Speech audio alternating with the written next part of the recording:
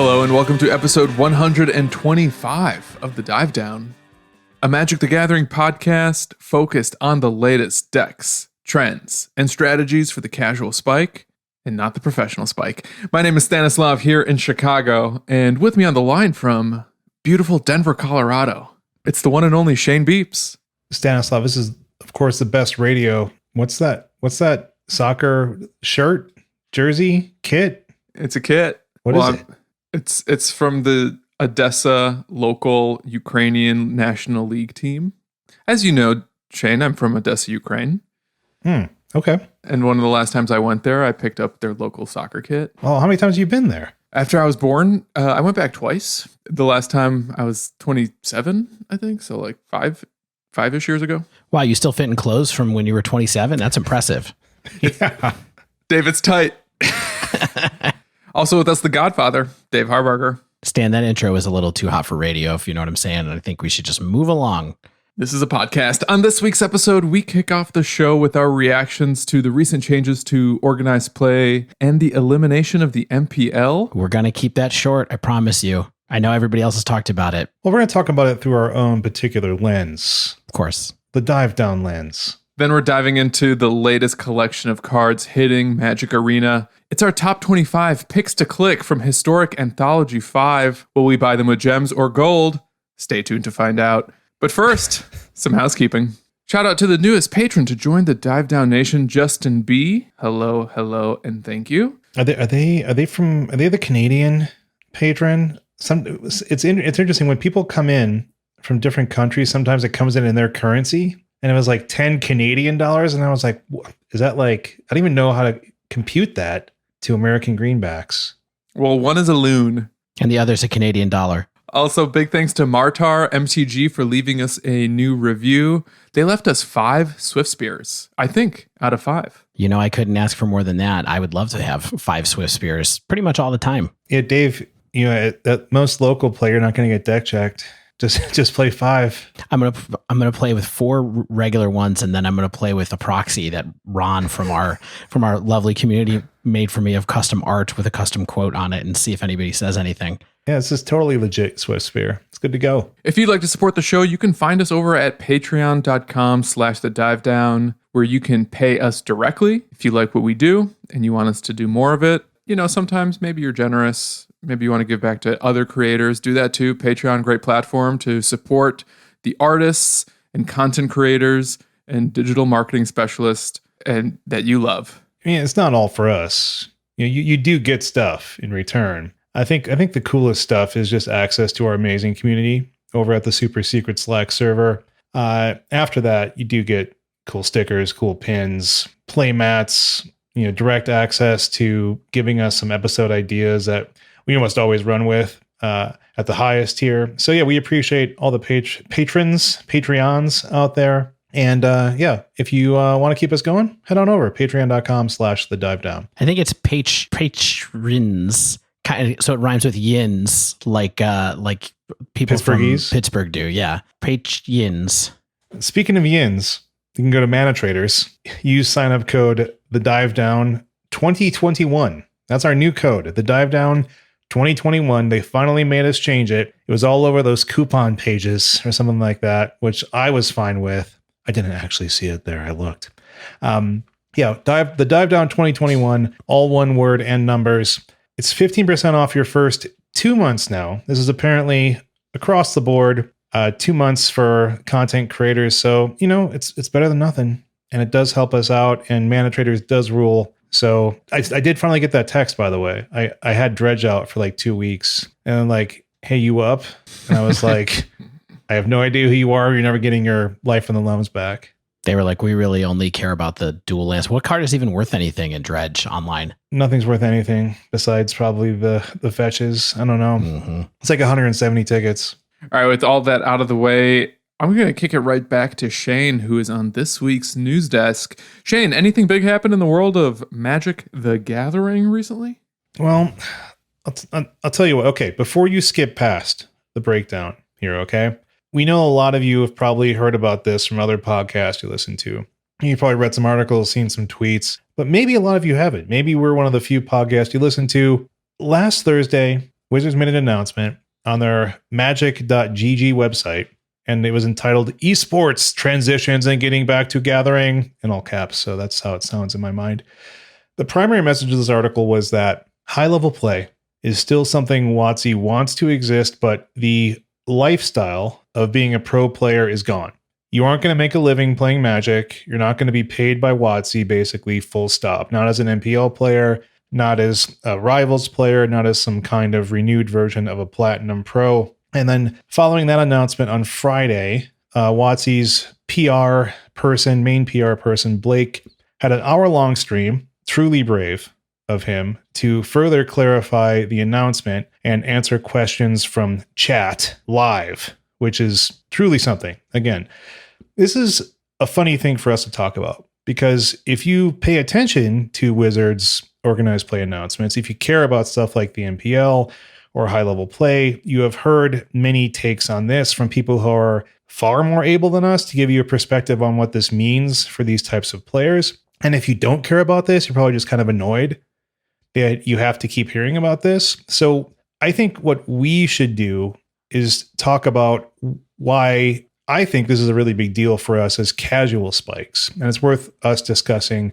a bit. I think we should look at it through the lens of the podcast and our listeners and talk about why we're excited and what these changes might mean for players like us.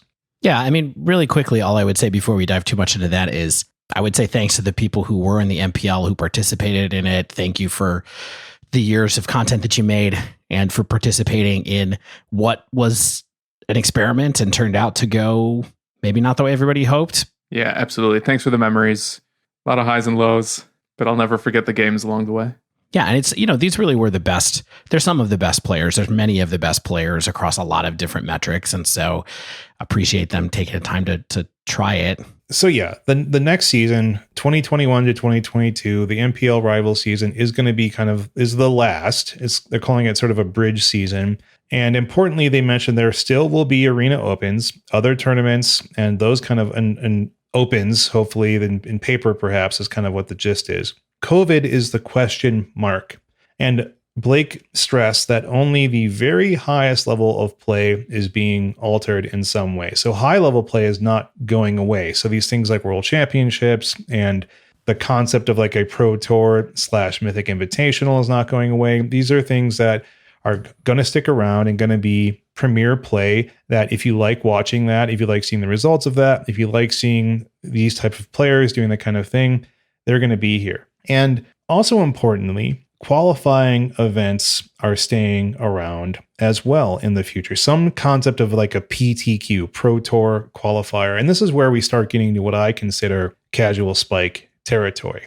PTQs, those type of events are the type of things that I would find myself at a few times a year to try to test my skill, to try to get a chance to make it to something bigger back when, paper Pro Tours were a thing. Did you ever go to one of these things and think that you were actually going to queue? Not think that you were, but feel like I'm prepared enough and good enough. And that was really what your goal was at one of these things. No, right? Like, I don't think for the three of us or many of the people that listen to this, that there is ever really that goal in mind. Yeah. It's like the hope, right? I think the goal is to go 4-3, maybe like, sniff the top 8 now and then type of thing. But yeah, like going to like a 150 person event and coming out on top would be, for me, winning a Pro Tour. Do you know what I mean? Exactly. That's the main thing I was getting at, was that it's trying to have an environment where you're playing against other people who are taking it seriously for the day, but we know that we're mostly the fish, right? And like, maybe we'll put together a good run. Maybe we'll get some money. People have had different goals as far as that goes. But I think, like most people, our aspirations were never to go to these things and actually end up on the Pro Tour. It was mostly go and have a good time at a high level of competition for us. Stan, I saw you narrowing your eyes. I wouldn't play in those events unless I wanted to do well. Whether or not I thought that I was capable of playing at the top tables, I think, is another question. But it's not like I went there expecting to lose the handful of times I played in a PTQ. Yeah. But what I'm saying is just, it's not like you were like, I'm going to go to this PTQ, and if I don't queue for this one, I'm so on point with this format right now that I'm going to go to the next one next weekend, the next one next weekend, until like that's not us. Correct. Yeah, there are I was people not that following the Grateful Dead. Right. Yeah.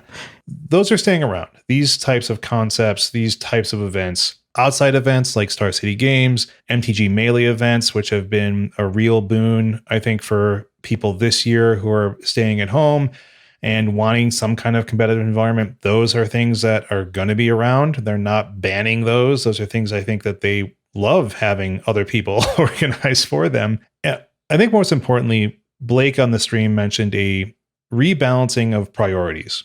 He said that esports are very important, but sucked up all of our resources.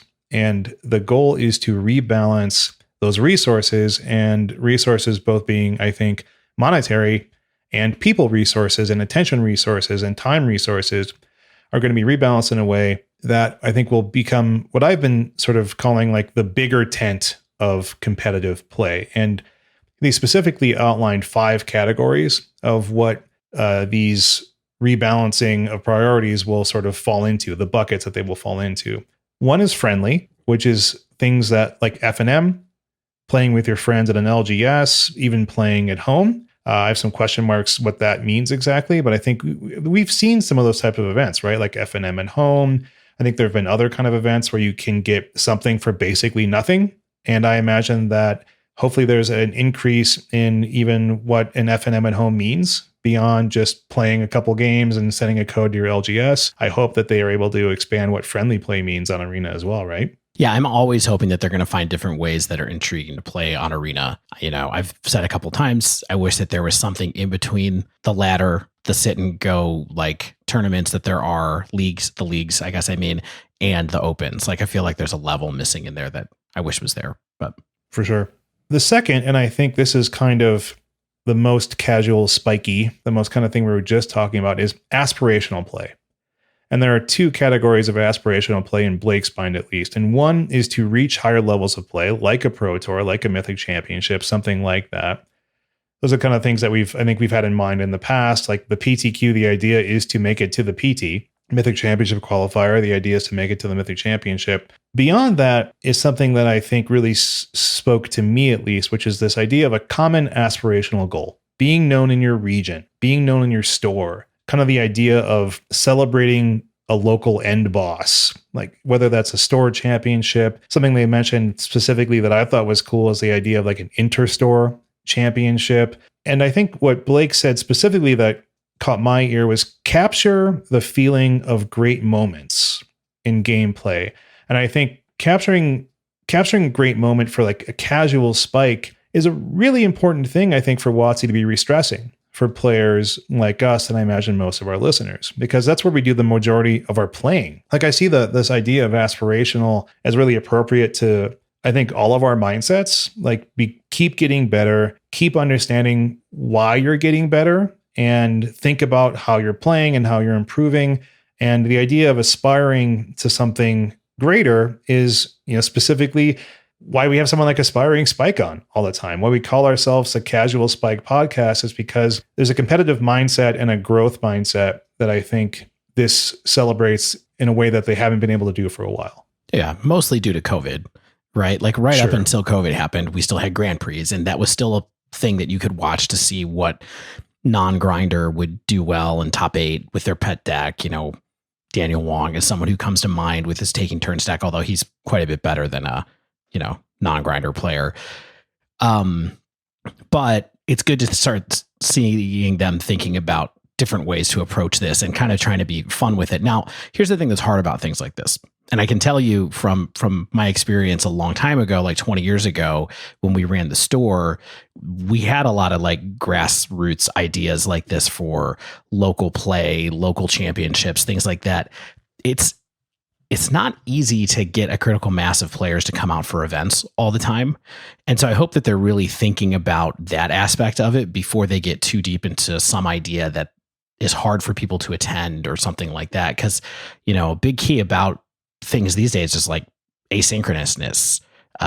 convenience, to be able to try to get a critical mass of results for some kind of championship like this. So I hope they are considering that as they sketch up these kind of local things.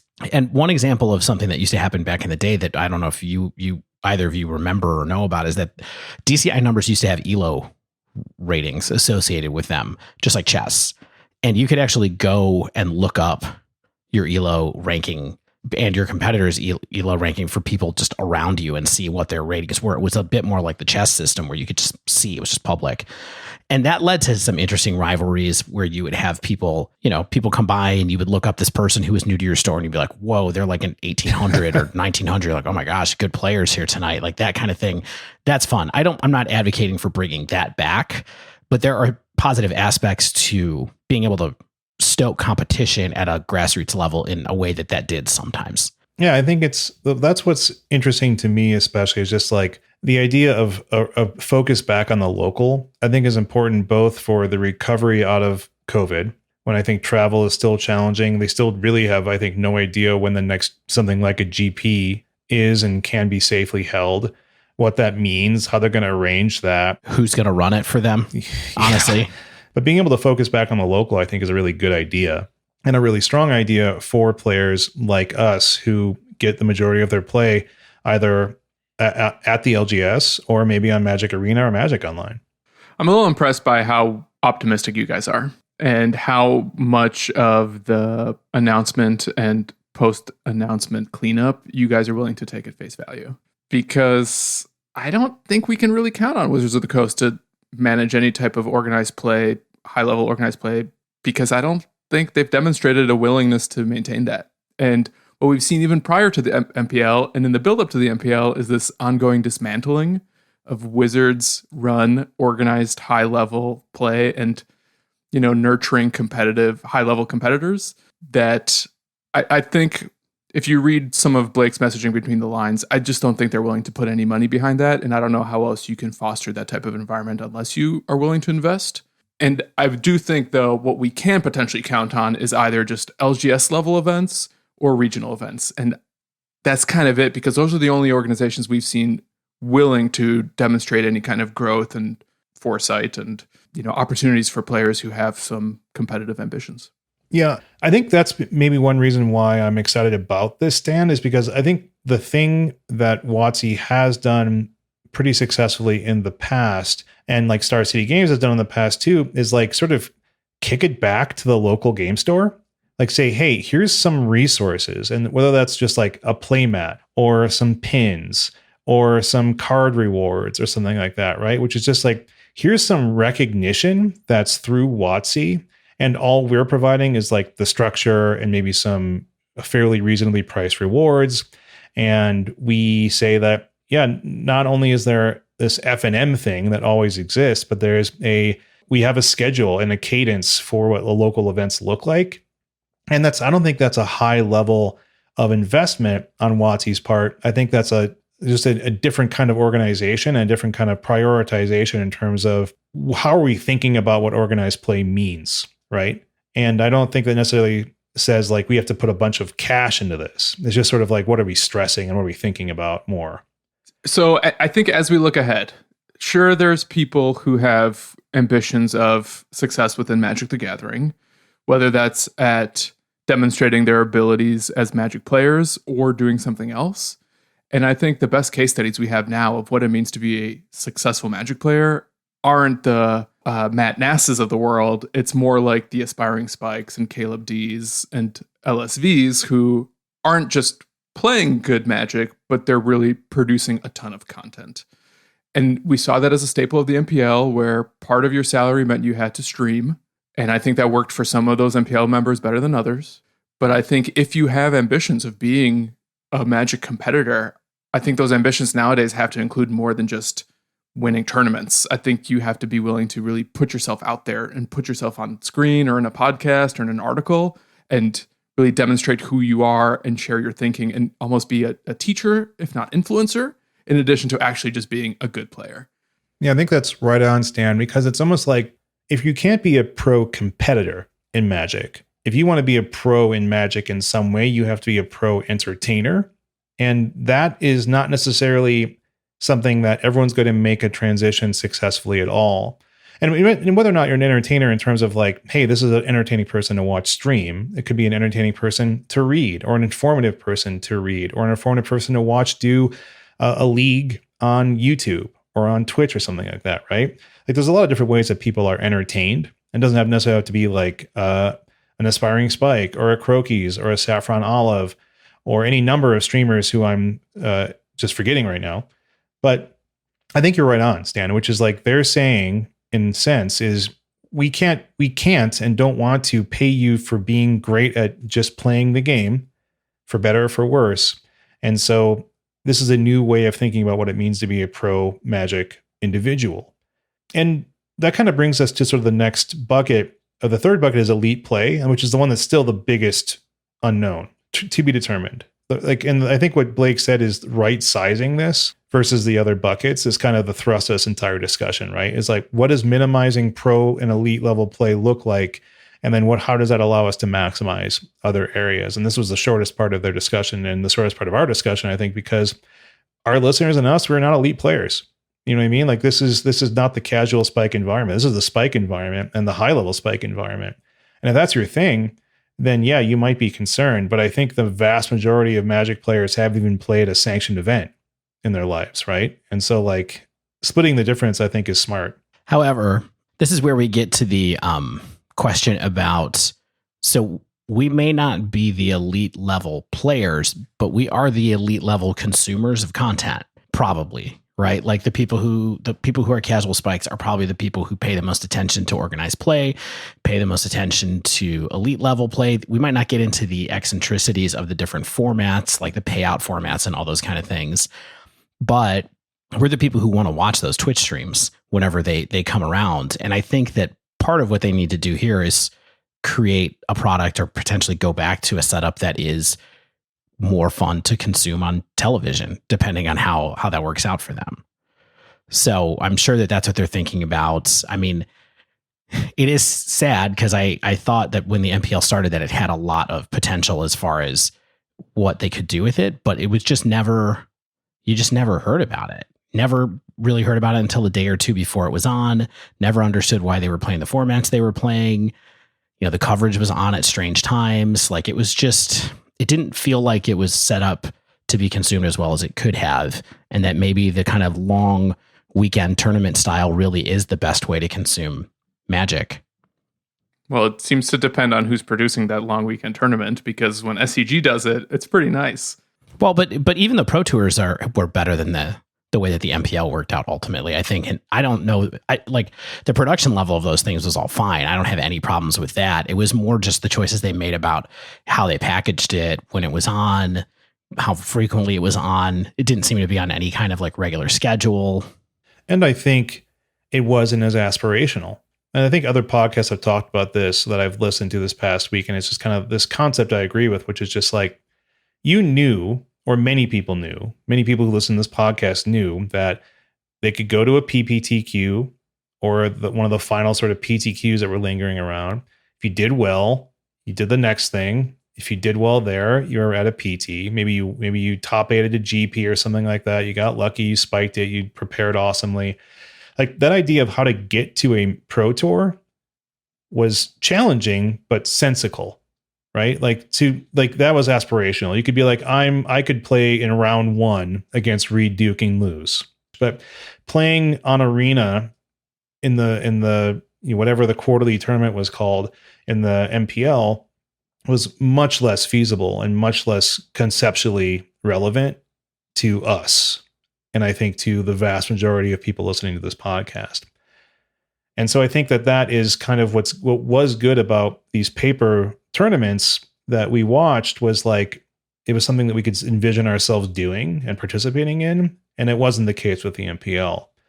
And I think the Wizards realizes that, but they also realize that like they can also just encourage even more fun, more like festival atmosphere, more local atmosphere. And that's kind of what I think we've been talking about this whole time, right? And that's even what they talked about explicitly, like in this festival bucket, which I think is something that they're really realizing that people want to enjoy Magic. This is so cliche, but Magic is the gathering, right? like we've been to, I went to GP Phoenix, right? The last, like one of the last GPs, if not the last, before COVID hit. And like, there's huge amount of like Command Fest type presence. There's huge amount of like EDH presence. And it's like an atmosphere where the main event is almost a side event. Do you think those are different things? Are you so far removed from Commander and EDH that you think those are two separate things, Shane? Oh, well, I think I was just using both terms. I'm doing big umbrella, big tent here. I know. But you're probably right. Shane thinks Commander and EDH are separate things. I'm making a sticker. Yeah, get at me. We've seen the growth of like a quote unquote casual player, but I think EDH players are probably more serious than I am about a lot of the formats I play. And WotC recognizing that these are the consistently engaged players they have, and recognizing engagement in different ways than competitive play, I think is hugely important, because it speaks to I think an improved mindset on supporting their player base beyond the small percent of people who are watching MPL and are striving to make it to the elite levels of play. Yeah. I mean, my take here is that I don't think that the aspirational part of viewing a pro tour is as intertwined as has been made by some people, maybe including you just now. I don't think it matters. Like for me, it's got to be entertaining. I want to see formats that I care about. Occasionally I care about seeing the pros that I care about, in the sense of like, who's on a good run right now, or who do I know is really innovating on a deck that I care about, like Ross, when he was really running with Is It Phoenix, where I was like, this is cool. This is a deck I vibed with early, and then this pro picked it up and is doing really well with it, and it's kind of built this reputation around playing it, or part of his reputation around playing it. Like, that's what I want out of coverage. It doesn't square with me wanting to go to a PTQ every once in a while and have dreams about maybe top 8ing. Like that's a different part of it. And so, sure, I watch the coverage to try to get better, but I also watch the coverage because I want to see new cards. I want to see what's happening. I want to see what the pros think about the format so that I can do well on Moto or wherever as well. And so I don't think that those two pieces are as inexorably linked as some people have tried to say. I don't say that as a way of saying that they should not have high-level queued play, let's say, like non-open play of some kind. I do think that they should have that, and I think they will figure out a way to bring some form of that back. I just hope it's entertaining to watch. For sure. I don't think they're coming back. Not at all. I don't think GPs or Pro Tours are coming back. You don't think GPs are coming back? Maybe online. They'll have online culminating events, but I think 2020 being a record-setting revenue year proved to them that they don't need to host events to make money. But they already don't host the events. You know what I mean? They have companies that do it. Yeah, people pay them to do it for the privilege of it, because then they make money to do so. Something else to keep in mind is that GPs did not come from Wizards in the first place. Not realistically. They were a ground up thing that started with people back in the 90s deciding that, well, let's have an event. Well, let's have an event, and let's have a bigger event, and let's have an even bigger event. And then Wizards started getting involved with giving support and helping people organize them and things like that. I think as far as open play goes, Stan, I have a lot of faith that someday that'll come back. Whether Wizards wants to or not, Star City Games might come back, and decide that it's time and safe to do it. Yeah, maybe Star City and NRG will do things, but I don't necessarily think we have a good reason to take Wizards at face value when they say they're going to bring back Magic Fest, because they've been dismantling them. I don't think they've been dismantling Magic Fests. But they have, because they've repeatedly denied event organizers of Magic Fest from streaming and broadcasting those events. That was a thing that happened.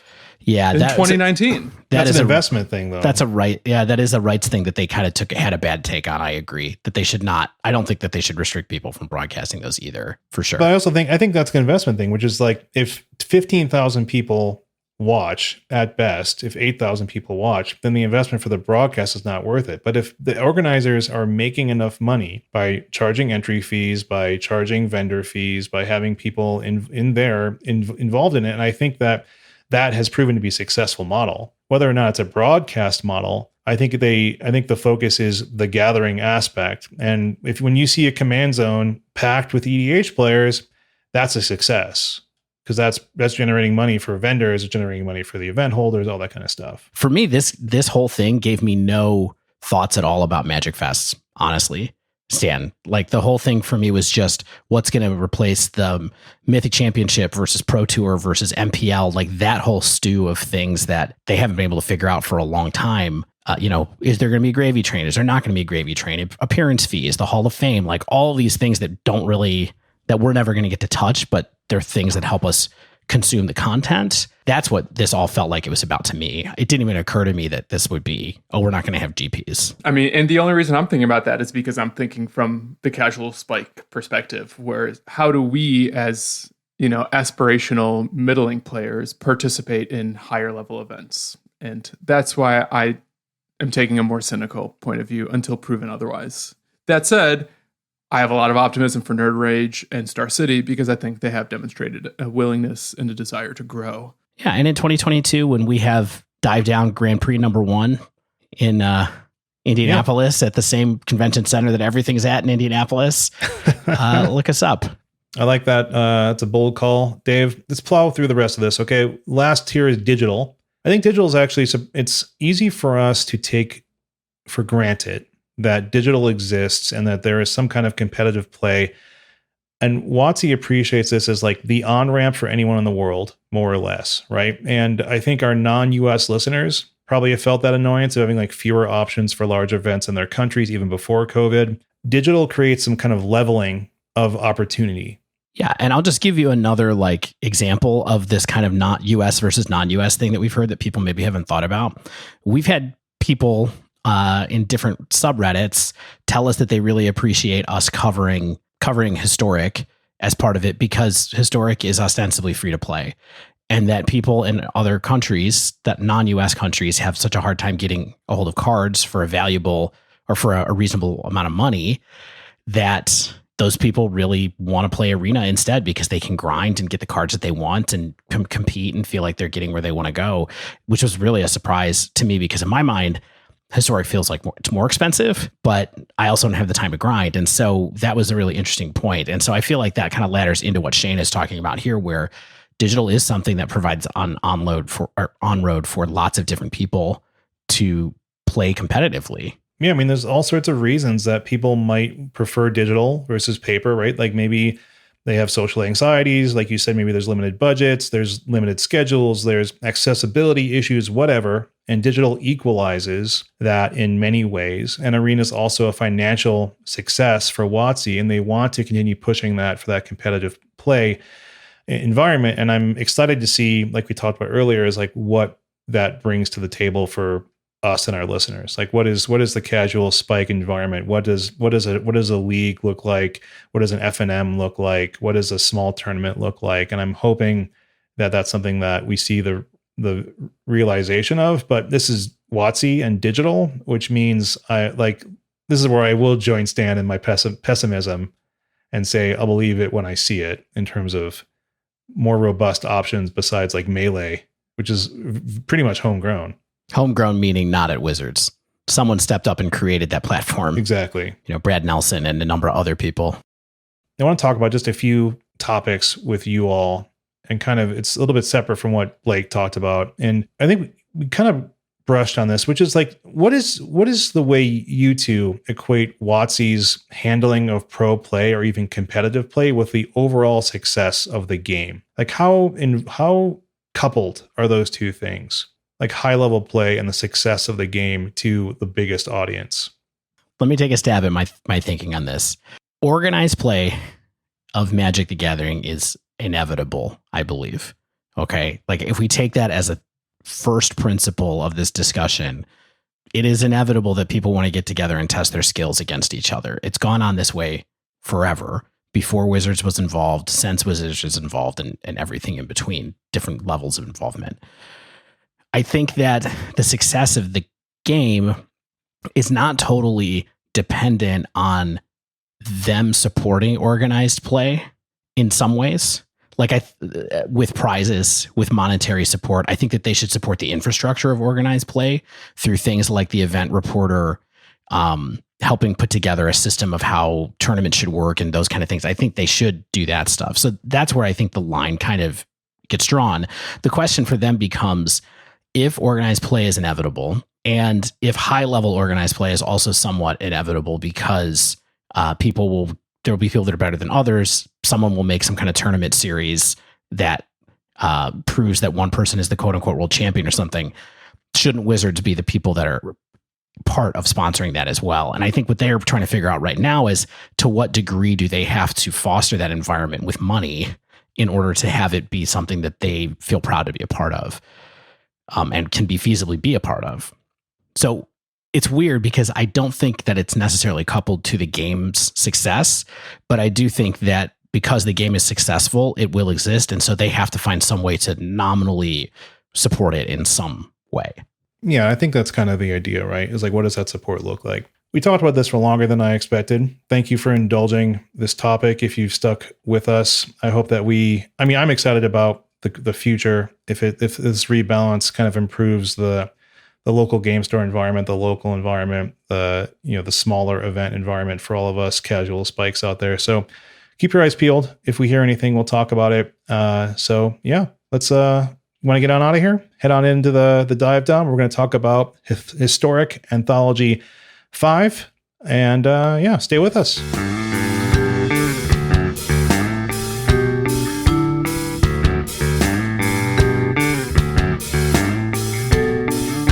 And we're back. So with basically an entire week to spare until their official arena release. What a tease. I want to play all these cards. Every one of them. All 25. 25 new cards have been announced for Magic Arena via Historic Anthology 5. Is this more than there have been in the past? I don't remember. I didn't feel like the last one was 25 cards. Anybody remember? Well, I just pulled up Historic Anthology 4. It was 25 cards. Oh. 3 was 27 cards. 2 was 25 cards. 1 was 20 cards. So if you're remembering Historic Anthology 1, you're correct. I'm not at all. I wasn't even playing Arena then. Hard to believe. So what we're going to try to do today is talk about as many of those cards as possible. Some of them in a little bit more words, others in fewer words. And I suggest we start with the premier flagship creature package from Anthology 5, and that is the Praetor cycle. Stan, were these the modern powerhouses you were hoping for? One of them was. Ish. Well, let's come back to that question, because astute listeners may recall either last week or the week prior, we were imagining what might be in Historic Anthology 5. And I even remembered that too. Yeah. And Shane barely listens.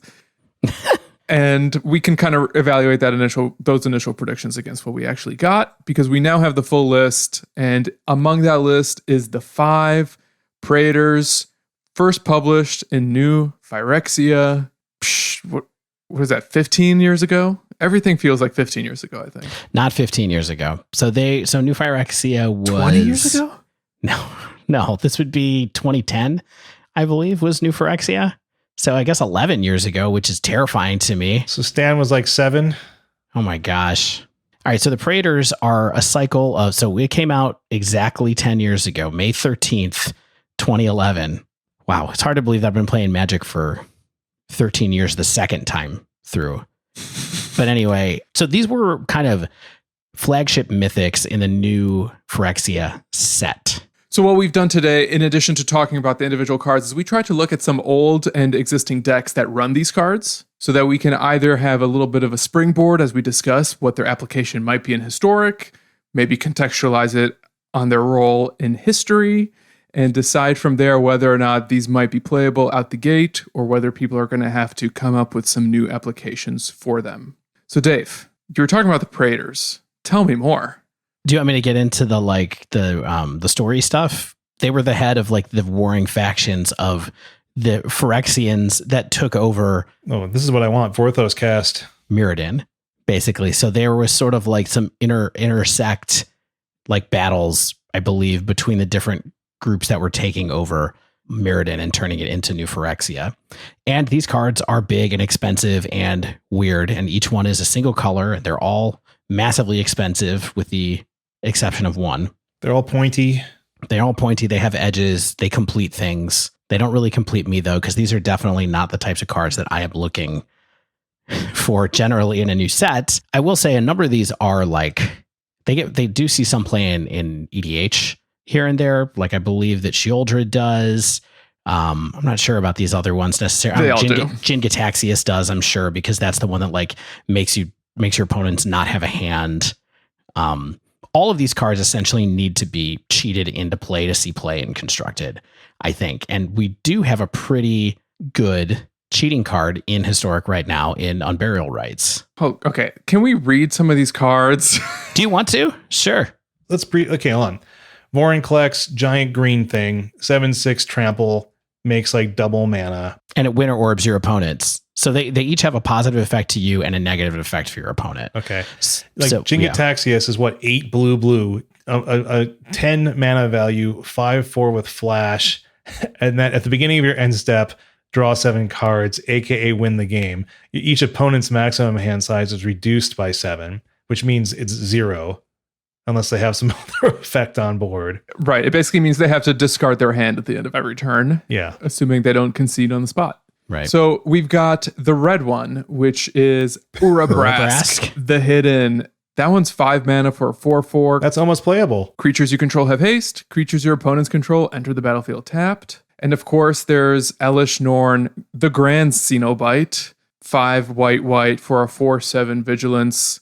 Creatures you control get +2/+2. Creatures your opponents control get -2/-2. I think Pinhead would like to have a word with Elish Norn about who the grandest Cenobite is, but we can come back to that some other time. I mean, don't you forgot Shieldred, Whispering one, 5 black for a 6/6 with Swamp Walk. And you basically get to return a creature card from your graveyard to the battlefield during your upkeep. And then your opponent's upkeep, they have to sacrifice a creature. So they all do cool stuff. They all cost a good amount. And like Dave said, and I think is the important thing, is you pretty much want to cheat these things. So here's where I'm going to start throwing out caveats all willy-nilly. In looking at these cards' history, in standard, modern, extended, what have you, a lot of them saw play in decks where they either were cheated out, yes, or were ramp targets. So in addition to Unburial Rites, which Dave mentioned, the other way that these cards were sometimes cheated into play was with Birthing Pod. Mm-hmm. And although we don't have Birthing Pod specifically in Historic, or Modern for that matter, we do have Prime Speaker Vanifar. I mean, sure. Okay. How about them apples? You like apples, Dave? I mean, it's tough because you got to chain up to these things, right? And so you're going to chain up to 10. What's your 9? I don't know. Some other card. I guess my point is, from what I could tell, Vorinclex Voice of Hunger was basically the only one that didn't see some level of constructed play in either standard when Pod was legal along with these cards, or modern when it was either Pod or Faithless Looting plus Unburial Rites. So aspirationally, in decks that we don't really have the ability to recreate, I think, in Historic, like what are you thinking about? What does that make you think about in terms of the shells and concepts that you were looking at, Stan? So I looked up every Historic card that can basically unearth a creature to the battlefield. And there's one that costs 3 CMC called Ascent of the Worthy.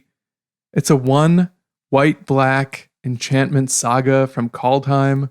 The 3rd chapter reads, return target creature from your graveyard to the battlefield with a flying counter on it. That creature is an Angel Warrior in addition to its other types. My Angel Warrior Praetor, Jin Gitaxias. My Angel Warrior tribal deck will love it. Yeah. I mean, honestly, the card that I'm still looking at here is Unburial Rites.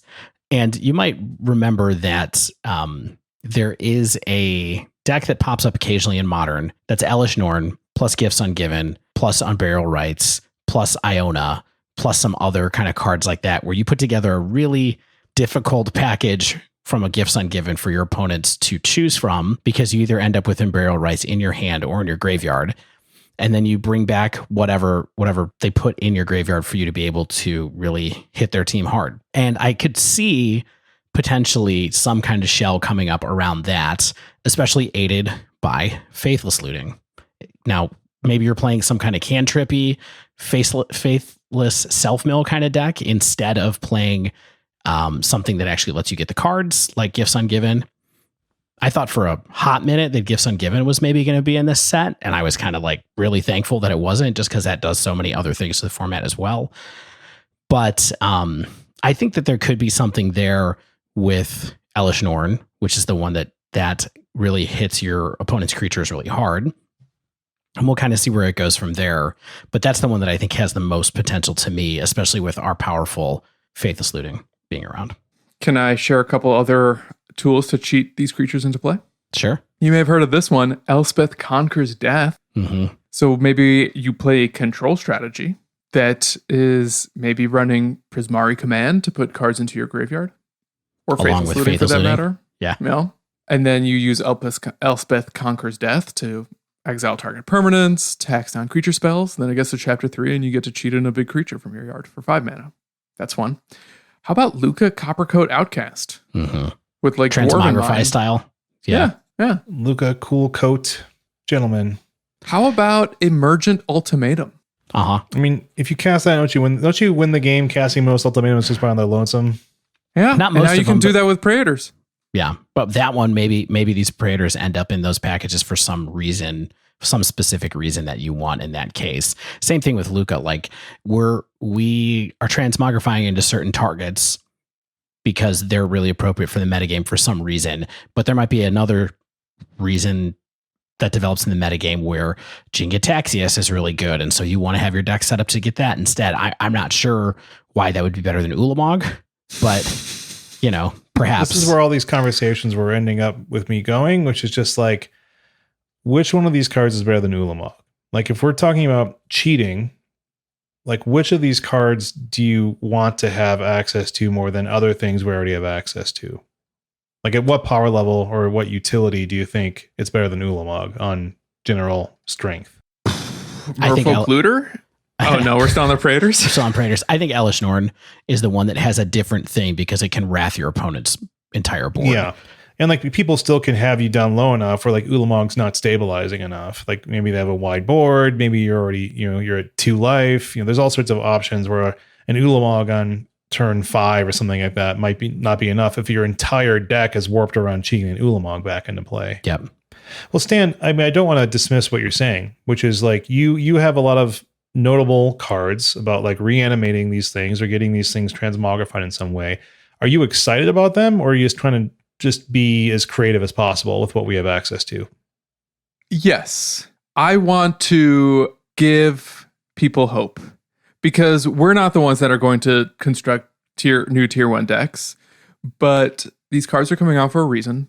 And hopefully that reason is more than just providing fun, splashy new mythics for Arena Cube.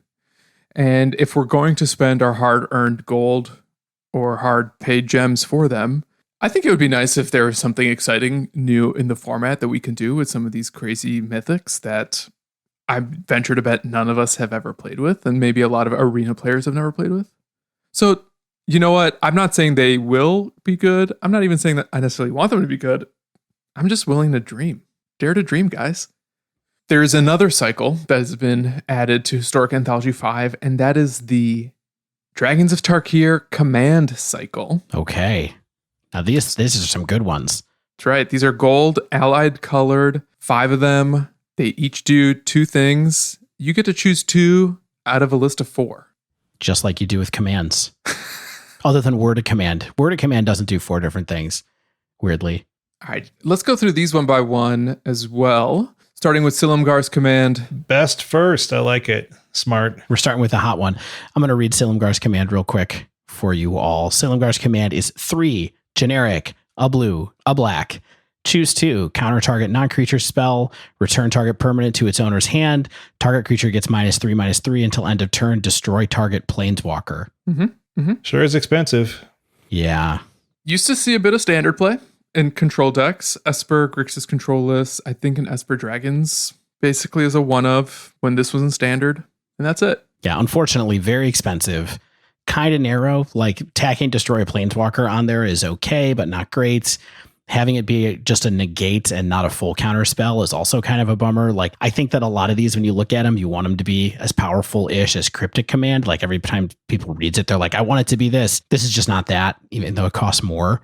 I mean, it's nice that it can kill a creature and bounce a creature. Like, that's a cool thing. But yes, this card never saw broad play and definitely never saw play in Pioneer or Modern either. Yeah, this is like an era where Hero's Downfall was like a $15 removal spell.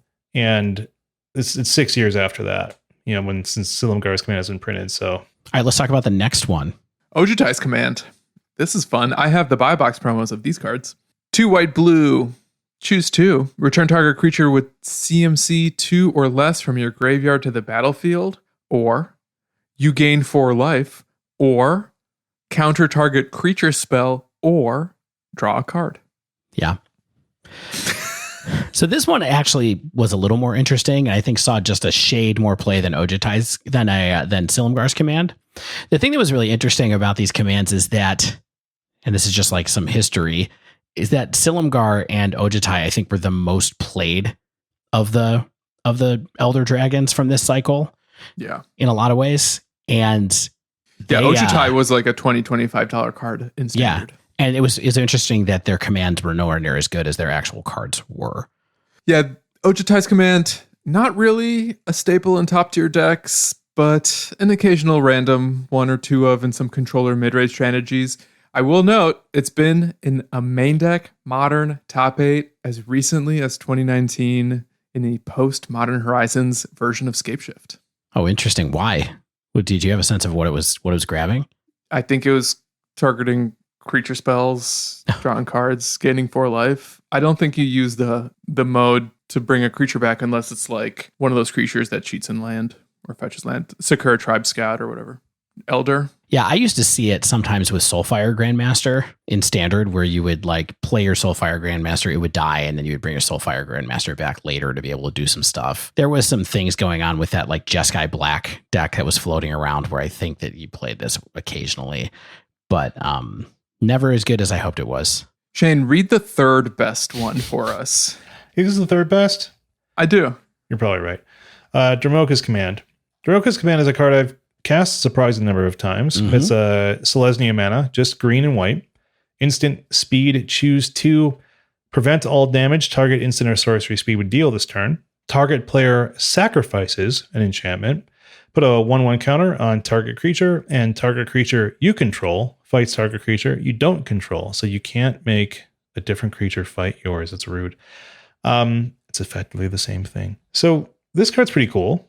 I think it's been a staple in various old standard company style decks, like Bant Company, things like that. Yeah, it was in those company decks. I think it was in straight up Obzon in the sideboards for creature matchups, right? For that in the mid-rangey deck. I believe that it was in the weird kind of Selesnya / Obzon heroic deck that existed for a little bit that used the Falconer to give everybody flying that had a counter on it. This card was definitely around in Standard at the time. It's popped up in Pioneer and Modern. Mm-hmm. In Pioneer, it's a little bit of playing Hardened Scales. In Modern, it's shown up in Bogles, Spirits, Zoo decks, and Heroic and Company decks. Yeah, I mean, I think this is a good card if you are a creature deck that wants to try to have something that's good value against other creature decks. Like, that's what this is, and it's cheap interaction. So what is this card typically doing? You guys have cast it. It's seen the most play of the ones we've talked about. It reads to me like it's primarily a removal spell that sometimes can tag an enchantment. It gives a color combination without a lot of interaction, some interaction, right? Like if you're playing a creature-based deck, you're not running, you're running fight spells. And this is a fight spell with some upside. You can get them to sacrifice an enchantment if they have it on the other side. Like this is from an era when the Search for Azcanta is like a thing around this era. Yeah, Search for Azcanta is Origins, right? No, dude, that was an Ixalan. Kaladesh or Ixalan, yeah. Okay, yeah. Well, you get what I'm saying is there are enchantments that exist that you might want your opponent to sacrifice, right? Yeah, like Heliod. But also, I think, importantly, you have the ability to dodge red sweepers and dodge red burn spells. So, like, those things do exist. Anger of the Gods was a popular spell around these times. Now you're talking. Yeah, we see all kind of spells. The red sweepers exist when there's a red-based control deck frequently, if it's not splashing into white. And so being able to protect from those, even Magma Opus, something like that, it protects against the damage that would go to some important creatures or things like that. This is just its interaction. It's not a game breaker at this point. Like, is this better than Primal Might or whatever that rare fight spell that exists right now, where you can sort of use it late game to pump and fight and sort of win?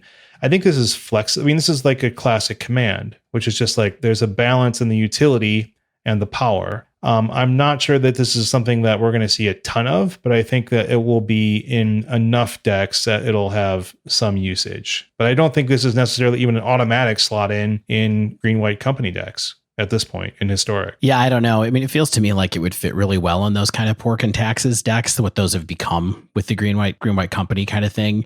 Obviously, this is a much harder sell in something like, Selesnya Angels, because this just, you don't really need this kind of thing in that, because you're like comboing off in that deck more so than you are trying to like grind someone by fighting their creatures. But it feels to me like it's a nice piece to have around in Historic, honestly. And occasionally, like you said, there's annoying enchantments that you'll be happy to get rid of, such as even making your opponent get rid of Baffling End after they got rid of one of your early creatures, so you get a 3/3 back out of it. Like, that's fine. Yeah, that's very important. You're right. Like, a lot of the removal is enchantment based in Historic and some of the control decks. So I just think there's a lot of possibilities for this one, and it was a decent card before, and I think it could be a decent card here, especially given that there is a fair portion of the time that Historic's metagame is kind of creature-ish based. We might not be there right now, but and it costs 2. Yeah, and it costs 2. Instant. Yeah, the mana value is so low. Like, just think about the commands that came out in Strixhaven versus this card, and this is the third best out of the Dragons to Tarkir cycle, I really think. And this seems like it would be better than any of the ones that came out of Strixhaven. Can I talk about the next one? The one I'm most excited about? Please, we know you're excited about this one. All you've been talking about for the last week is this card.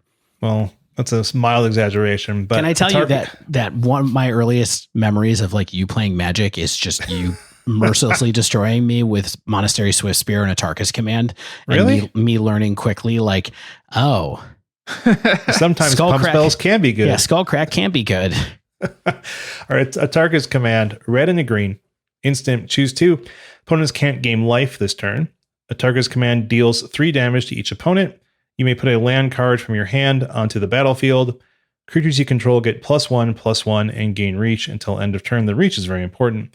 This is the card I'm most interested in. But after brewing up some decks with it in Historic, I'm also fine with it not being as good as I think. But I think that there's a lot of excitement around this because it's in aggressive colors. It's a classically good aggressive card. We've seen it in aggro decks from standard to modern, zoo-based decks, burn-based decks, swarm-based decks.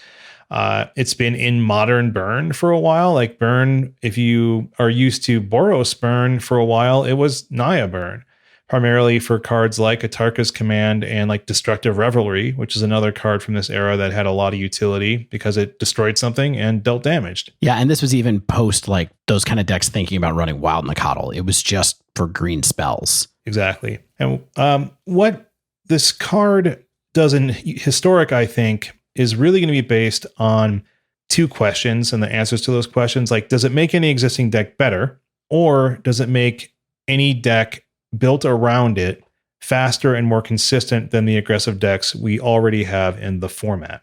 So I think like when you look at the first question, like, does it make anything better? You have to look at Gruul aggro first, or at least that's where I'm kind of leaning towards, because that's one of the most enduring, most consistent decks in the meta and a potential home for this card. Like, people are going to be like, well, does Gruul want this in the main? Does it want it in the side? What is Atarka's command doing for the deck?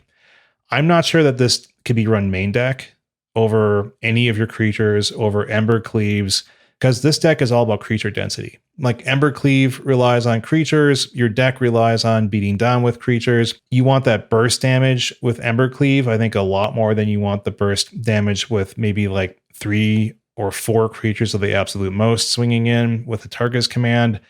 And the lava spike, basically. Yeah, and the lava spike is important too, right? And it also would stop like a life gain type thing, which is why I think like it's more of a potential in the sideboard, because Gruul is often running something like Roiling Vortex in the side, but that also has like this weird advantage of like this consistent damage, like turn over turn Roiling Vortex does, but Atarka's Command is a one and done. I mean, it's maybe like a Mirror Breaker against another Gruul deck because your creatures are all going to be slightly bigger. Especially if they have trample, that's getting some damage through. That kind of thing could be pretty valuable. I just don't know if this has a real home in Gruul. After thinking about it and thinking about the way I've played Gruul decks and built Gruul decks, but again, this is one of those things where it's like, hey, I'm not putting a lava spike in my deck. I'm not putting a lightning strike in my deck. I'm putting a lightning strike that also deals my opponents more damage from my creatures. That also stops maybe a life gained up pants creature, sure, where you're just like, hey, like you're not gaining 11 this turn. Yeah. And I'm going to kill you because I'm going wider than your big suited up creature. Yeah. You think you got me and now you're not, because I'm going to come. Yeah. Yeah. And that's all like that's valuable enough utility where maybe it's one of those things where it's like 2 of in the sideboard just because it's so flexible. Yeah, what's crazy to me is that this sort of competes with cards like Coco and Embercleave, but it also feels like it would want to be in a similar deck as those cards. And I think it's kind of a question of which of those is going to help you win games the soonest, because Coco is a 2-for-1, and this kind of isn't, unless you actually put a land down and like use it defensively or your opponents block into it. Yeah, I mean, very much depend. This is one of those like philosophy of fire-ish things where if doing 3 damage to your opponent for a card is worth a card in your deck, then this is a 2-for-1. If it's not worth a card in your deck, it's a little bit harder to make the case for it, because that's the default mode when you're in a situation when this card is not amazing, is I'm going to lava spike you and do something, so that really depends. Yeah, and kind of sticking with your theme here, Stan, is like, what has this card been good in the past? And I think we still do not have a legitimate burn deck in Historic. Like, I don't think this makes a Naya burn deck in Historic. We still just don't have fetches, and we don't have the mana base that really supports a Naya burn deck, I think, successfully, or the density of burn cards.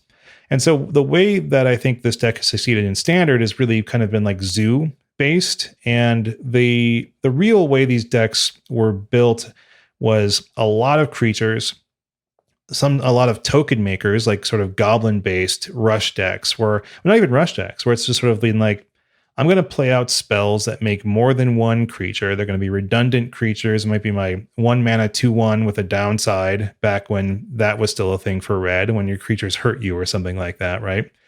And instead of just being good. And then being able to be wide enough that you could just alpha strike at some point with Atarka's Command, with your tokens being pumped up, with the damage from the burn spell, and all that kind of good stuff, and just finishing your opponent off with the early chip and then the final alpha strike.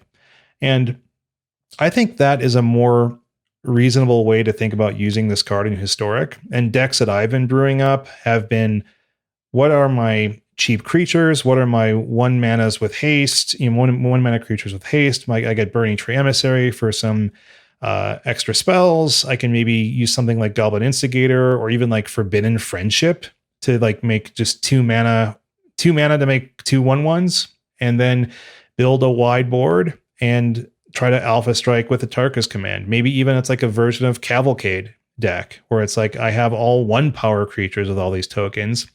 I have 4 Cavalcade, I have 4 Atarka's Command, splashing green, and get that Cavalcade trigger, then cast Atarka's Command and go off. Or there's other variants too, where it's like, maybe I don't want all 1 powers. Maybe I want some things like Wayward Guide Beast, like our new 1 mana 2/2 with haste, and maybe things like Infuriate. Like, that was always a classic part of the standard ones, like the Temur Battle Rage plus Become Immense. So let's get my best red pump spell, like my Titan's Rage. What was it? Titan's Strength, that spell that people played back in Theros. The +3/+1 scry one. Yeah, exactly. Yeah. So Infuriate's our Titan Strength variant here. So it's just like, whatever's not blocked I'm pumping up with my dirt cheap pump spells and things like that. I think there's a lot of options for using Atarka's command in that style of deck, but the real question I still have is that going to be better than what we have?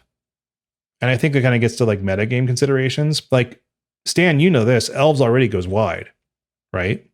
They do. And that's sometimes the benefit of elves, is that you're wider than what's blocking you, and you just have a density of threats that are all like 3/3s or something like that, and gets the job done. But I think a weakness of elves is that some of your creatures matter more than others. And if all of your creatures are like crappy 1/1s, then nothing matters more than the other. So your opponent's removal spell on your Lord, or removal spell on like your elf creator is no longer as backbreaking, because you're just like, well, I paid 1 card to make 2 1/1s, and the only way you kill them is with a Wrath or something like that. But I don't know. I think I've talked enough about Atarka. I'm amped about it. I'm not sure it's going to be the best new aggro deck, but I think that there are opportunities here for use, and that's what's exciting about it. Do we need to define what an Alpha Strike is? I had to look it up. It's not a card. You talk about it like it's this old card. It's an old term. Yeah, and I just had finish to... the opponent off. Right. It's basically swing for lethal. Yeah, swing for lethal. Alpha Strike. Alpha Strike also means you don't care what dies. Right. Like, I'm going to lose 3 of my tokens, but 4 are going to get through, and so I'm going to win. Yeah, so I mean, like I said, yeah, sorry for that, Stan. Well, what's funny is we didn't even define what Historic Anthology is. We just kind of assumed that people knew It's what fine. Historic Anthologies were. It's just, basically, it's a direct injection of 25 cards. Enjoy. I had to fight you to let me even read the cards. Well, just the Praetors. I was like, we can go through the Praetors. Let's spend the time on these commands, because these are good. And this last one. Ooh, yeah. Ooh-wee. That's a spicy meatball. Do y'all know that this card, when it came out in Dragons of Tarkir, pre-ordered for $1, because people did not think this card was that good. And it immediately went up to $20. Dave, I think this was an early version of a card, for me especially, where it's like, you learn the value of a card like this sort of over time. Like, I think this is sort of like an early exposure to a lot of people, like about what a modal spell even was, and what value you can get on getting a card back out of the graveyard, and just all that kind of stuff. Yeah. So the card we're talking about, of course, is Kolaghan's Command, which is a generic, a black and a red for an instant that says choose 2.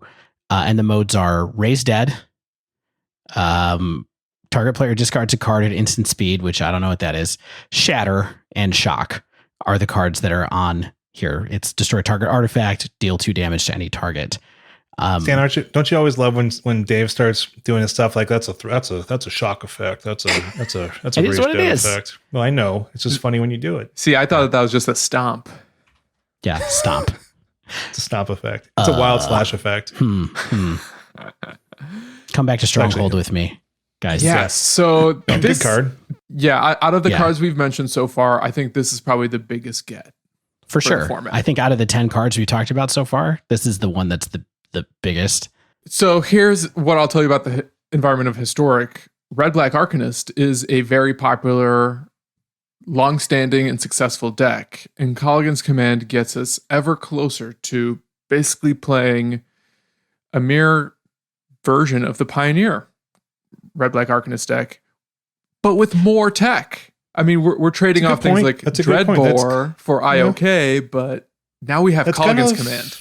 You're right. Like that's been a good deck in Pioneer, and now we have like the one card that was missing. Exactly, that's the one card that was missing, and this deck in Historic has Faithless Looting as well. So, like, please don't forget that you also get to have one of the best cantrip effects available to be able to grind where you want to go as well now. So I in some ways, I think that the list in Historic is just better than the Pioneer list now that you have Kolaghan's Command and Faithless Looting. Whether or not this is enough to make that deck a powerhouse, I think, is really the question. But yeah, that's about the meta more than anything else. The straight power level of the cards is pretty impressive right now. And I also think that, the thing that's most important, Shane was talking earlier about, like, let's talk about how much value there is in a card like this. This is a card that just has so much utility to do so many different things. And it's good in so many different matchups that don't kind of overlap with each other. So quite often your deck can bring a creature back for good value. And that's great. Getting your opponent to discard a card at the right time is often very good and very important. Randomly being able to run Artifact Hate main deck without having to devote a whole card slot for it is just incredible against artifact-centric decks.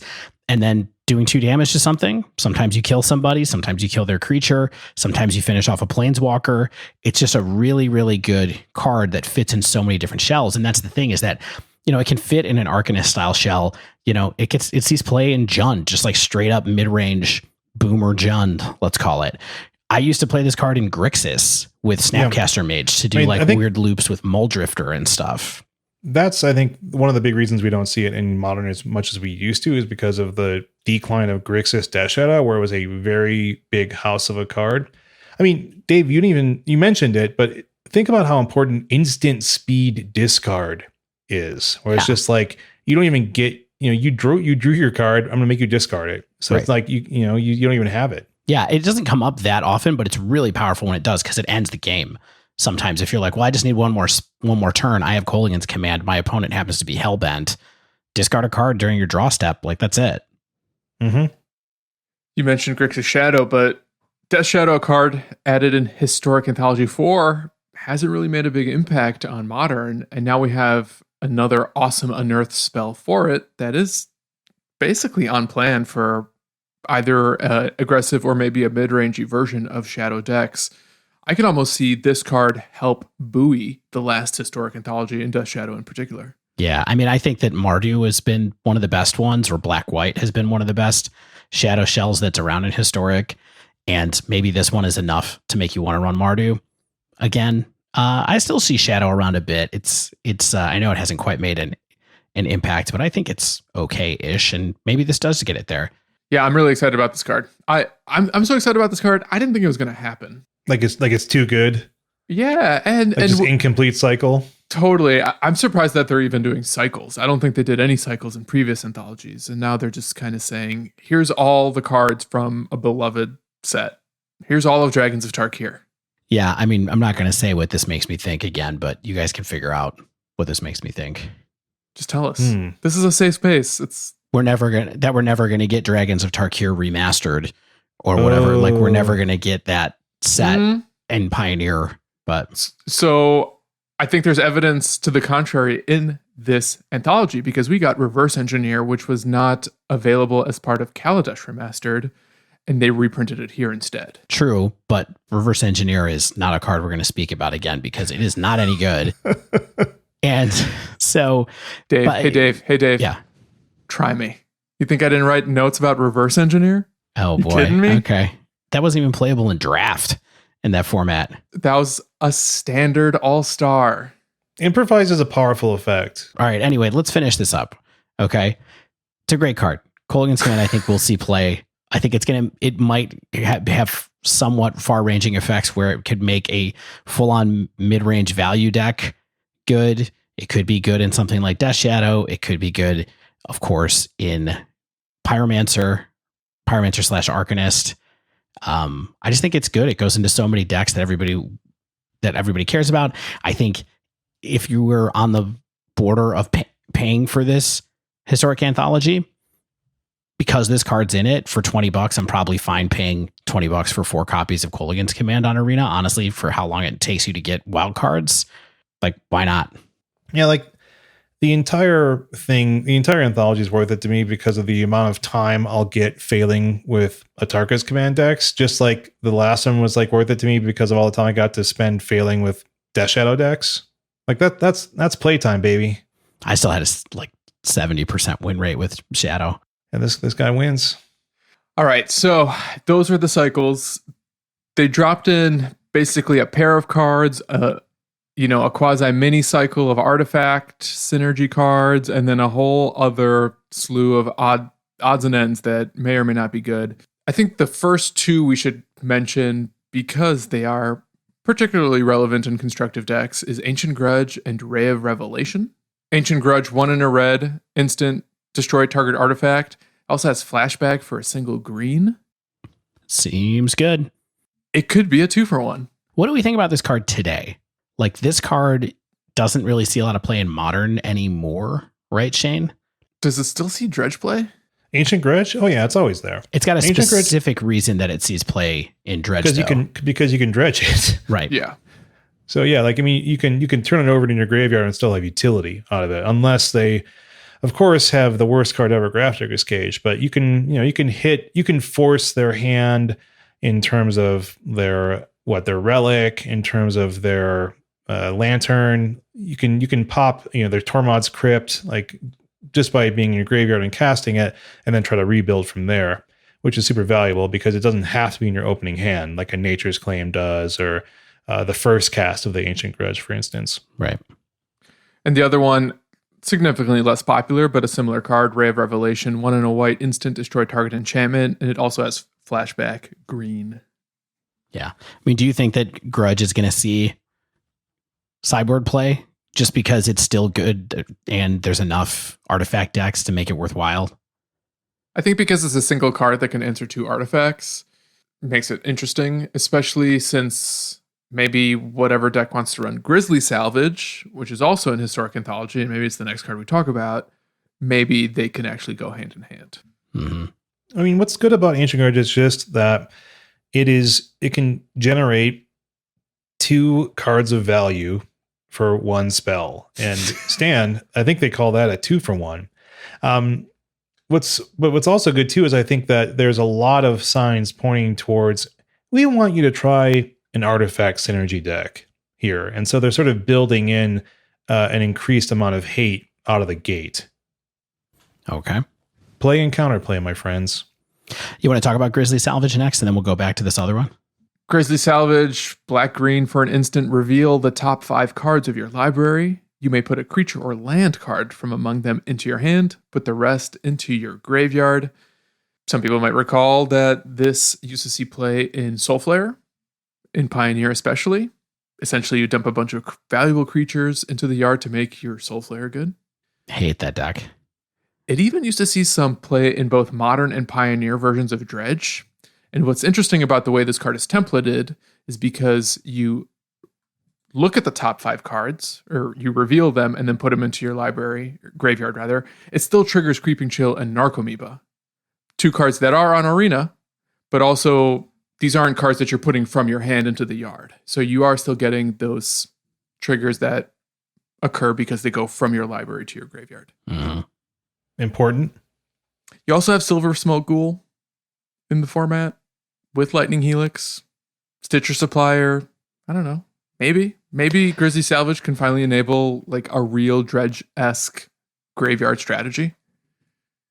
I mean, this also might enable your Praetor on Burial Rites deck, even to a certain extent, in conjunction with Faithless Looting, like some Reanimator strategy.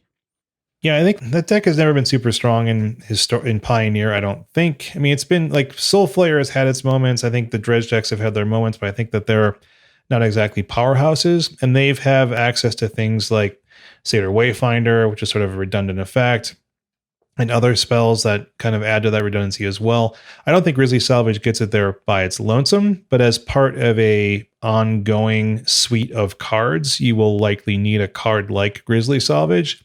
So yeah, great. Add it to the format, see if people mess with it. Maybe it does some cool stuff. I mean, they're whatever the Silver Quills or whatever the name of this cool school Witherbloom. Witherbloom.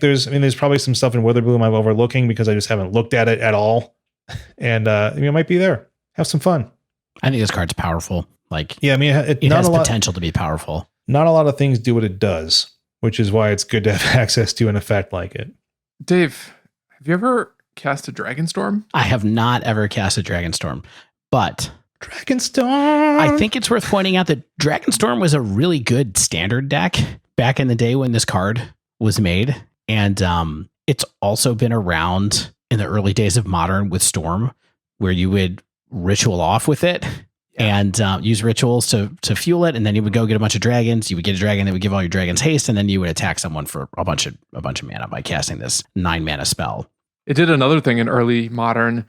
You can play it in Infect and pitch it to Blazing Shoal to give your Infect creature +9/+0 and swing for lethal with a little 2-card combo, 3-card combo, I guess, if you have an Infect creature on the board.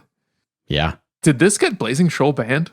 No, No, Blazing Shoal got Blazing Shoal banned. They would have found Weird. other cards for that for sure. Sure. I don't know. This card feels like a little bit of a nostalgia moment for me, but I do think that there's always a chance that somebody will find a way to make something like this interesting. The only problem with it is, of course, there aren't that many rituals. And so what you're looking at here is maybe like a Birgi payoff or a kiln artisan or whatever payoff, or what's the one from Ravnica?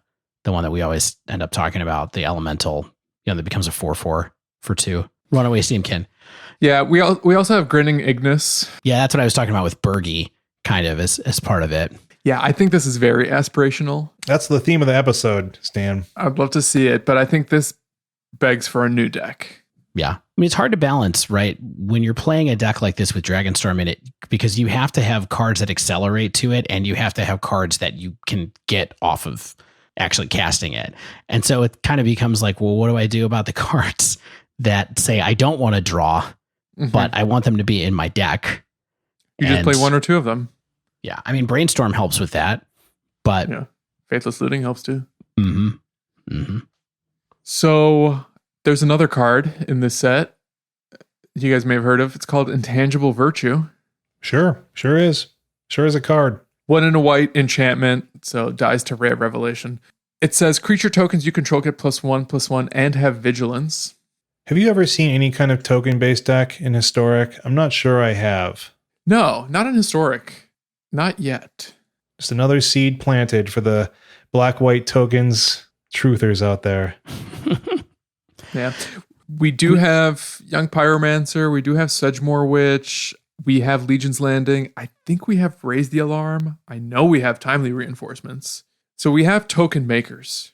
I don't know if Intangible Virtue is the card that they were waiting for, though. Yeah, I mean, the big thing about Intangible Virtue goes with flyers to make your spirit tokens or whatever suddenly become gigantic. So, I mean, I think it's not likely to see play until we have a moment like that, but this is a card that people love, and I'm glad to see it exist, I think, so that people can try to brew a token style deck around it.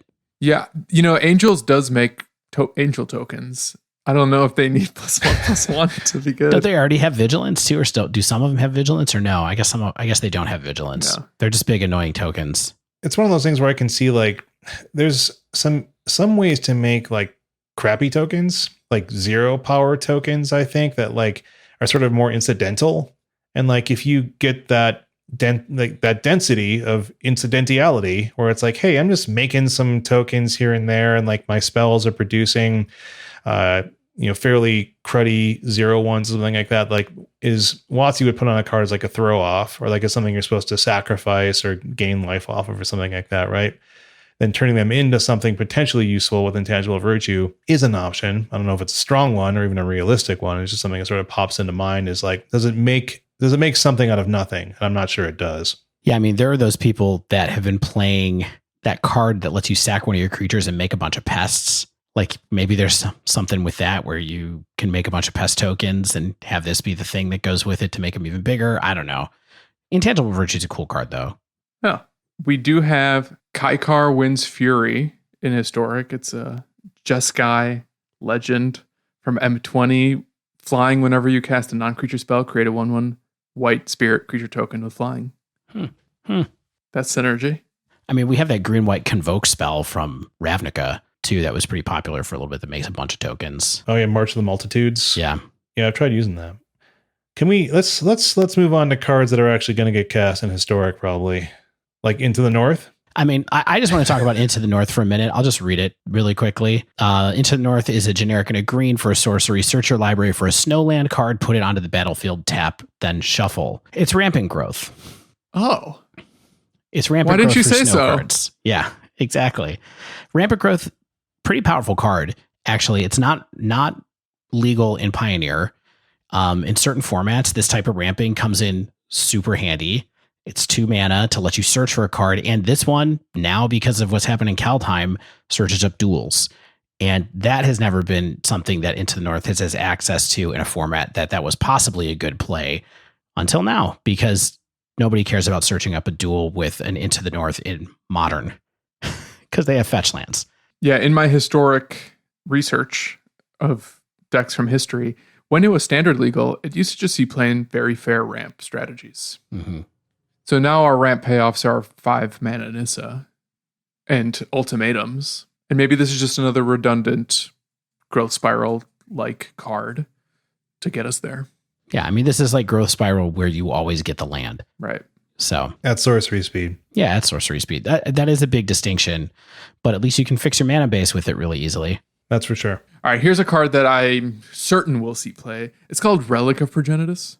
Yeah, what did I said that was like the most underappreciated card in Modern a week or two ago. Yeah. Yeah, You did great card. say that. Can you believe they added this? Isn't this also kind of a surprise addition? Like K-Command, just because not only is it excellent, I wonder if it completely outmodes Lantern. No, you still see that in Modern even. Yeah, lots of decks in Modern play Lantern over Relic at this point. Just because it nabs a card as soon as it comes down. That's a big part of it. And like what Silumgar Lantern, I think, is a target player rather than all graveyards. Is that correct? That's true. Yeah. This is still pretty nice as it lets you chip away at your opponent because of that tap effect. Mm-hmm. Always annoying to face down sometimes because you sometimes just want a critical mass that you're like working towards in your graveyard. And so like 1 by 1 by 1 keeps that Kroxa in the graveyard. You know, just gets important spells out of if they've cast 1 or 2 spells that they want to get back with Dreadhorde Arcanist and you're getting rid of those, go for it. Yeah, the other big difference about Relic versus Soul Guide Lantern is that when you activate Relic, it exiles Relic. Now, why is that important? Because you can get it with Karn. Right, sure. You can get it with Karn back. I'm more talking about the fact that you cannot recur it with Luris, which you can do with Soul Guide Lantern. Dave's most overrated card. I said I'm just asking the questions. But that is a reason that Soul Guide has started to see a lot more play in Modern is because you can sacrifice it to draw a card and replay it with Luris where you can't do that with Relic. So, and also this is each opponent's graveyard when you sacrifice Soul Guide Lantern. It is not a target. Yeah, so it's non-targetable, and if you want your own graveyard, you can still play it. Yeah. So I think it's a little more confusing. Like the thing that's cool about Relic is that you get that 1 card every turn. You do not get that with Soul Guide Lantern.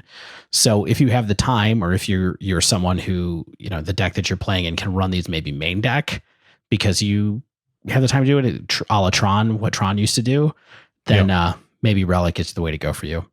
Up next, Trash for Treasure. 2 in a red for sorcery. As an additional cost to cast a spell, sack an artifact. Return target artifact from your graveyard to the battlefield. Guys, would you say this goes into combo decks, control decks, aggro decks, or mid-range decks? This is a combo card that we probably will not give its due on our episode. Someone will do something with this that annoys you. Yeah, especially with Faithless Looting. We do have Platinum Angel in the format. We have some other big artifacts from Kaladesh and maybe elsewhere that I'm overlooking. What's that giant, 11/11 from Kaladesh? I mean, the 11/11 Metalwork Colossus, is that what that card is called? Yeah, I think that's the one I'm thinking of. I mean, we even have all of the Gear Hulks. All of them. Yeah. Every Gear one Hulk. of them. And the red Gear Hulk is pretty good. No. Okay, anyway. Next. Here's a card that might actually go in the same deck as Trash for Treasure. It's Ichor Wellspring. This is 2 colorless for an artifact. When it enters the battlefield or put into the graveyard from the battlefield, you draw a card. So it's getting you 2 cards. Yeah, as long as you have a way to kill it. That's the thing that's a little bit tough about it. So you have to find a way to destroy it. Okay, I've got some ideas for you. How about Trash for Treasure? How about Costly Plunder? 1 in a black instant, sack an artifact or creature, draw 2 cards. So that's How about Krark Clan Ironworks? Yeah, I don't know. You can use it maybe with something like Pia Nalar.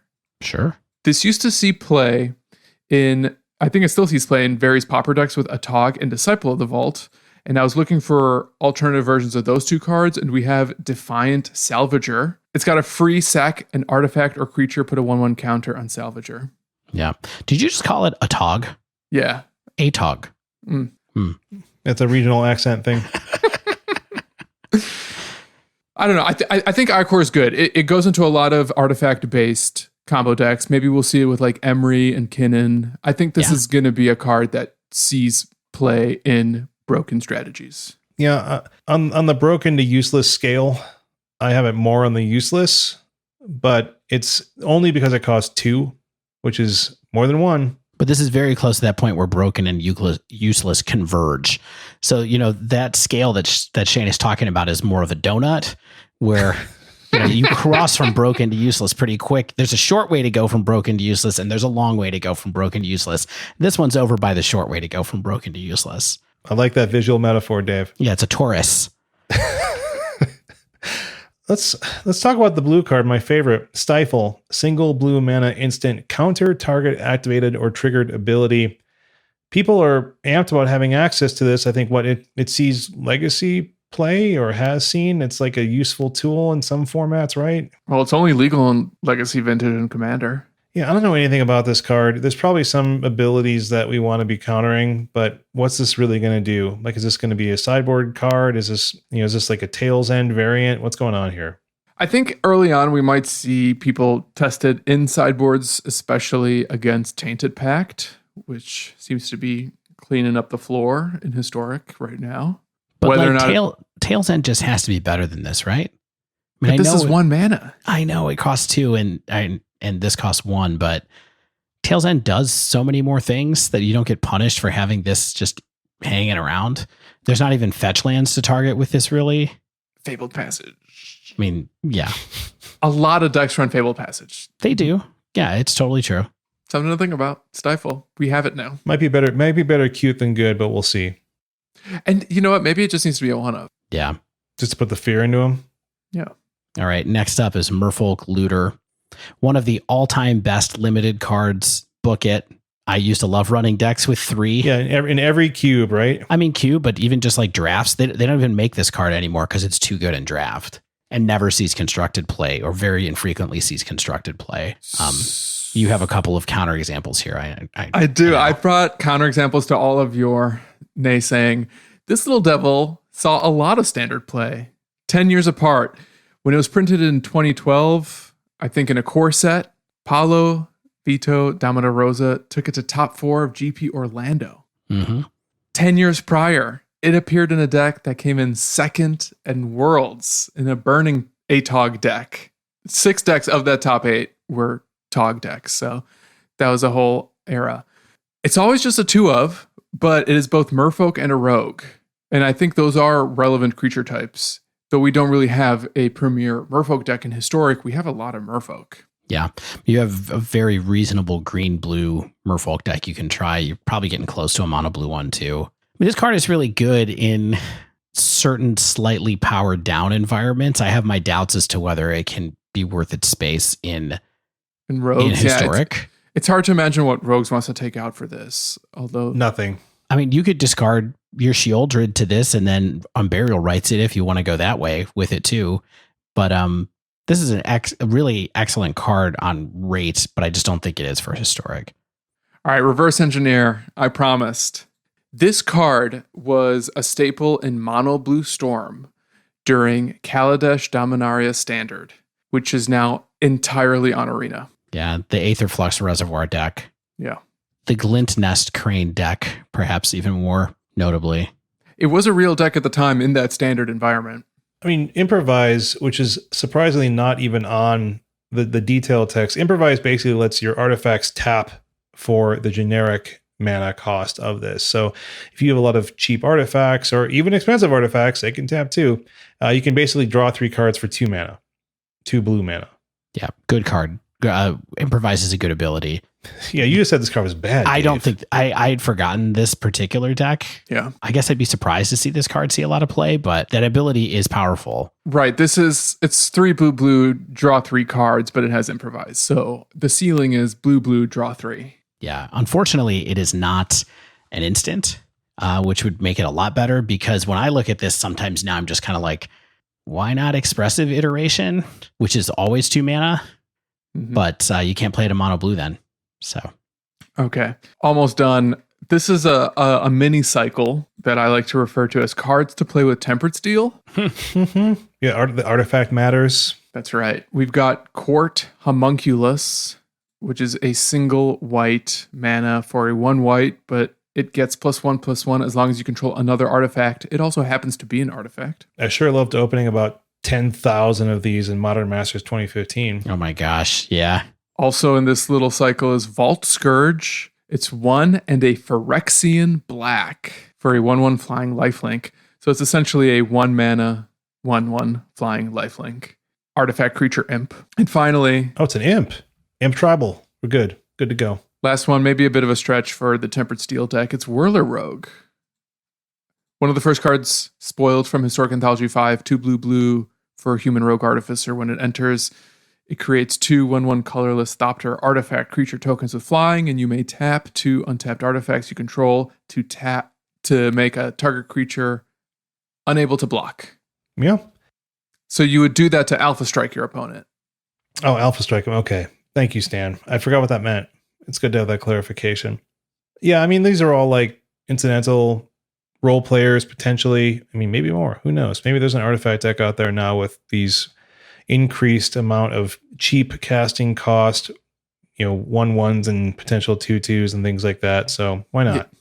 I will say Core Homunculus is actually the one that I'm most interested in because you can maybe pair it with something like Toolcraft Exemplar, Ginger Brute, I mean, Courier. Thraben Inspector into this is a perfectly adequate curve. I mean, and we're describing a Lurrus deck, so you already have one good card in your sideboard. You have one good card on your deck at that point. I just feel like maybe we have the tools to do a very low to the ground aggressive weenie strategy that maybe top ends at Tempered Steel to make your little weenie stronger. Definitely. I mean, the other card I would mention that I don't think you guys mentioned is Blinkmoth Nexus. Fits into that as well as just another artifact payoff. I mean, it was a plant all along. It was a plant. I mean, we knew it was. Maybe it's a plant for this. I don't know. I mean, they've definitely been pushing the kind of artifact synergies. And so I think there's a good chance that you could go back and suddenly realize, oh, wow, we do have a really aggressive white-based artifact. One card that's kind of missing from this that has been good in the past, or maybe it's only good in Pauper or whatever, is Glinthawk Idol, which is from original Mirrodin. That we need that kind of effect, which is like a flyer for cheap. But I mean, you got Vault Skirge. What more do you want? Yeah. The problem is you don't have something to pump Vault Skirge. Like, I don't think you have a good piece of equipment that adds to it to make it into a really game-breaking play, right? Yeah, we need Ghost Fireblade in Historic. Yeah, Ghost Fireblade would be really cool, actually, for this type of deck, for sure. Wouldn't that be awesome? And maybe, why not Ensoul Artifact? I mean, what we really have is that 1 and a white enchantment aura that pumps your creature for whatever. All the glitters. Thank you. Yeah, from auras. Yeah. So I think that is actually... That's your cranial plating. Yeah. And maybe that's what you're running over Tempered Steel because you can't have Tempered Steel in a Lurrus deck. God, Lurrus again. Lurrus. I mean, that's certainly 25 cards. I'm more excited about this, I think, than the last one. It's a little bit funny to like compare this to the Mystical Archives, but I do think we do have power here. I think the power level rolls off a lot faster than it did in the Mystical Archives. We do have some pretty strong spells here, fewer strong creatures, I think, in terms of historic, but I think there's a lot of decent opportunities here for additions to decks, maybe even entirely new decks. What are you excited to play with day one, other than Atarka's Command? Shane?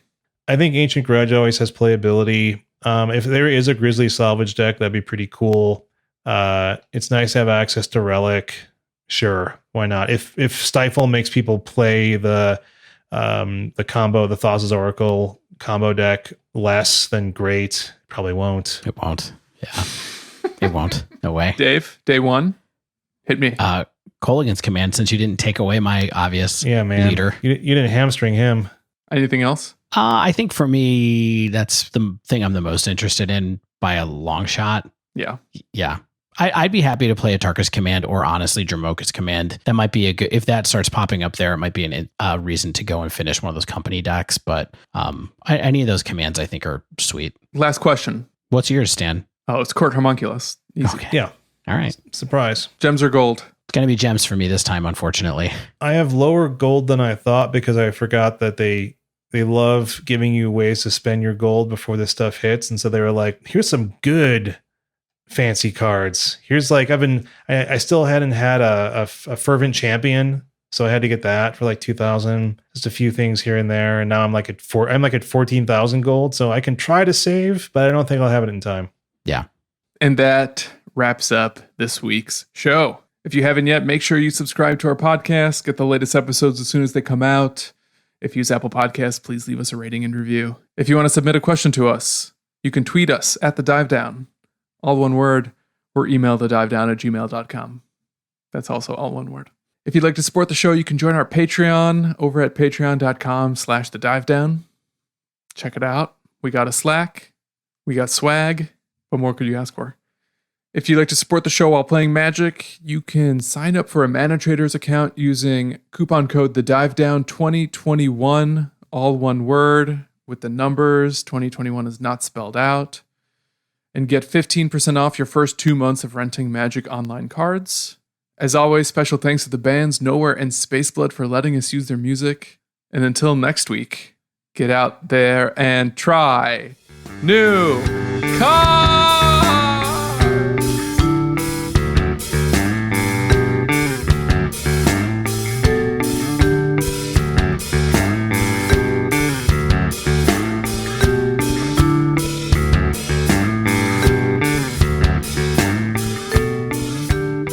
All right, that's housekeeping. Dave, you keep getting dark and then light and then dark. My monitor is acting up. Yeah, sorry. It keeps turning off and turning on, turning off and turning on. Highest quality podcast content right there. This Acer, I really put it through its paces. You know what I'm saying?